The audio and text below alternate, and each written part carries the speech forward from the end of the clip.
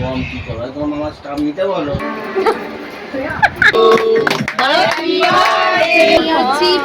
পরিবেশন করবো এখন। আজকের ভিডিওটা কিন্তু একটু স্পেশাল। প্রায় বহু বছর পর একটা জন্মদিন বাড়ির নেমন্ত্রণ পেয়েছি, সেটা হাতছাড়া কি করে করা যায়। আর সেটা যদিও বা আমার কাছেরই একটা বন্ধুর মেয়ের। সকালের খাওয়া দাওয়া হয়ে গেছে আর এদিকে ফ্রেশ হয়ে এসে গেছি, চলো এবার তাড়াতাড়ি করে রেডি হওয়া যাক। আমার না সব সময় দেরি হয়ে যায়, আমি যতই ভাবি তাড়াতাড়ি করব কিন্তু আমার সেই দেরি হয়ে যাবে। ঘর থেকে বেরানোর কথা ছিল 5টার সময়, কিন্তু এখানে আমি রেডিই হয়েছি 5টার সময়। লেট করাটা তো একটা স্বভাব আমাদের মেয়েদের, যাই হোক। কেমন লাগছে জানিও কিন্তু। আর আমরা গিয়ে পৌঁছেছিলাম প্রায় 7টার সময়।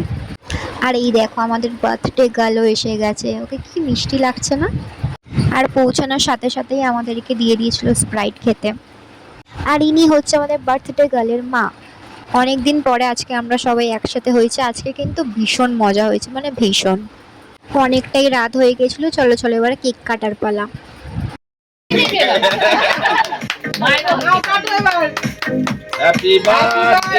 আর এইদিকে আমাদেরকে কেক খেতেও দিয়ে দিয়েছিল। কি করতে বসেছি? আমি হচ্ছি পরিবেশন করবো এখন। ওর বাড়ি থেকে যেহেতু আমাদের বাড়িটা অনেকটাই দূরে, তাই জন্য তাড়াতাড়ি খেতে বসে গেছিলাম। আর প্রত্যেকটা রান্নাই খুব ভালো হয়েছিল। প্রথমে দিয়েছিল স্যালাড, তারপরে ডিমের ডেভিল, তারপরে ছিল ফ্রাইড রাইস। আর মাটন যেহেতু আমার ভালো লাগে না একদমই, তাই আমি অল্প করেই নিয়েছিলাম। আর শেষ পাতে ছিল চাটনি, মিষ্টি আর আইসক্রিম। ও শুধুমাত্র ভিডিওতে দেখার জন্য চাটনি দিতে এসেছিলো, আদতেও কিছু করেনি কাজ। তো চলো অনেকটা লেট হয়ে গেছে, এবার বাড়ি যাই, টাটা। আবার দেখা হবে কোনো একটা ভিডিওতে, টাটা।